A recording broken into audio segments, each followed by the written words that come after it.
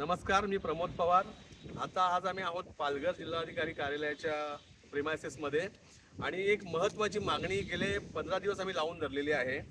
याबाबत 8 मार्च रोजी आम्ही सर्व विभागांना पत्र दिलेलं आहे आणि आता आम्ही एक मुंबई उच्च न्यायालयामध्ये लेटर पिटिशन दाखल केलेली आहे, ज्यामध्ये आम्ही मागणी केली आहे की पालघर जिल्हा मध्यवर्ती बँकेचं निर्माण करावं.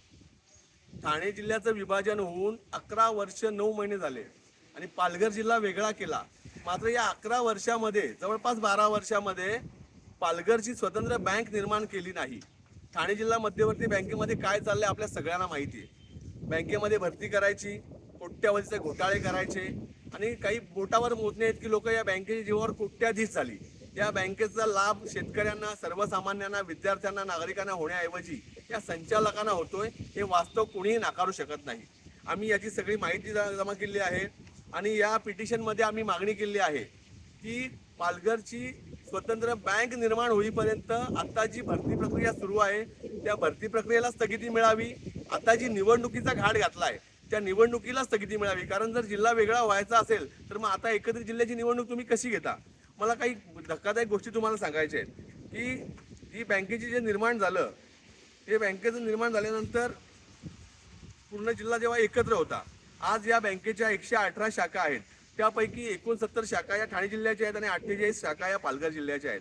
पण पालघरचा जो दुर्गम भाग आहे, जव्हार, मोखाडा, तलासरी, डहाणूचा जो आदिवासी भाग आहे, या भागाला या बँकेचा काहीही लाभ नाहीये. फक्त बोटावर मोजण्या इतक्या ठिकाणी या बँकेचा लाभ घेतात आणि आपल्या जिल्ह्याच्या बाहेरच्या लोकांना या बँकेने कोट्यवधीचे कर्ज दिलेले आहेत, पण जिल्ह्यातल्या शेतकऱ्यांना, आदिवासींना, तरुणांना पुढे येण्यासाठी कोणतीही मदत केलेली नाहीये.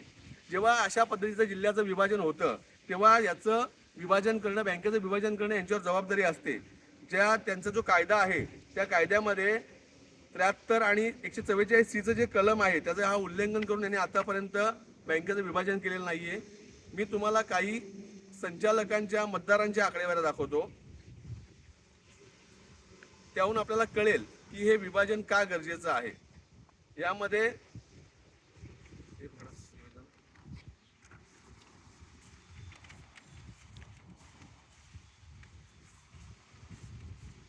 पालघर जिल्ह्यामध्ये आणि ठाणे जिल्ह्यामध्ये या बँकेची किती सभासद संख्या आहे किंवा मतदार संख्या आहे ती बघा. की अंबरनाथ तालुक्यात, ठाणे जिल्ह्यामधल्या अंबरनाथ तालुक्यात 341 मतदार आहेत, भिवंडी तालुक्यात 224 मतदार, कल्याण डोंबिवलीमध्ये 500 मतदार, शहापूरमध्ये 355, मुरबाडमध्ये 233, ठाणे शहरामध्ये 645 आणि उल्हासनगरमध्ये 78, असे जवळपास 2376 मतदार यांचे ठाणे जिल्ह्यामध्ये आहेत.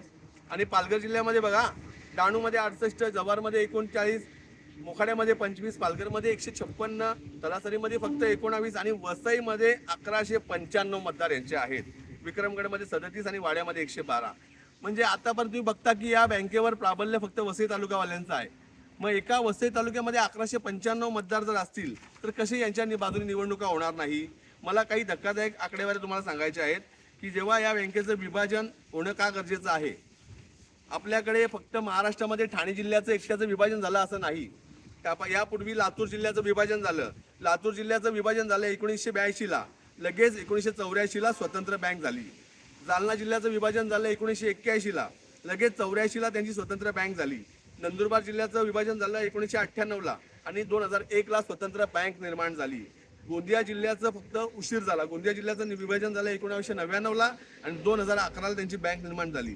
पण पालघर जिल्ह्याचं बँकेचं निर्माण अजूनही 12 वर्ष प्रलंबित आहे. यामध्ये महाराष्ट्र सहकारी संस्था अधिनियम 1960च्या कलम 17, 18 आणि 77 च्या विश्लेषणाप्रमाणे, म्हणजे त्यामध्ये जे नमूद केले त्याप्रमाणे जर बँकेचं संचालक मंडळ या विभाजनाला विरोध करत असेल तर बँकेच्या रजिस्ट्रारला किंवा ज्या निबंधकांना पूर्ण अधिकार आहे ती बँक निर्माण करण्याचे.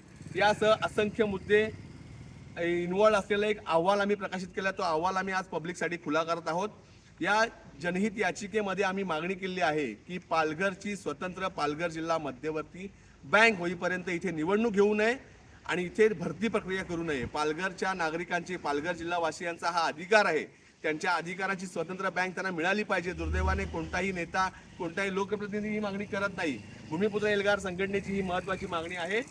हे मातब्बर आहेत हे कोट्याधीश आहेत, त्यामुळे यांच्या विरोधात फक्त रस्त्यावरची लढाई लढून चालणार नाही, म्हणून यांच्या विरोधात आम्ही न्यायालयीन लढाई लढत आहोत. वेळ पडल्यास भूमिपुत्र एल्गार संघटना रस्त्यावरची लढाई लढेल, पण पालघरवासियांसाठी स्वतंत्र जिल्हा बँक होईपर्यंत आम्ही स्वस्थ बसणार नाही. ही मागणी आम्ही आज केलेली आहे.